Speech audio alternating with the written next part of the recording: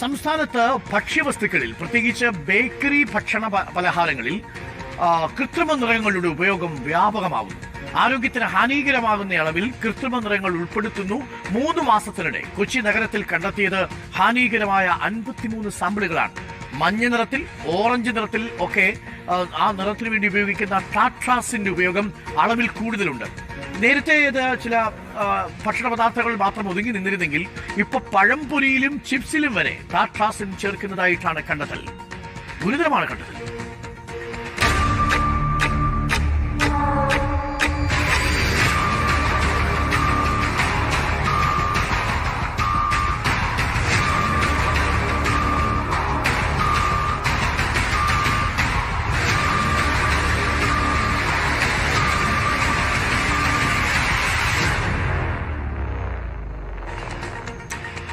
നമുക്കിപ്പം ലെബി സജിദിനുണ്ട്.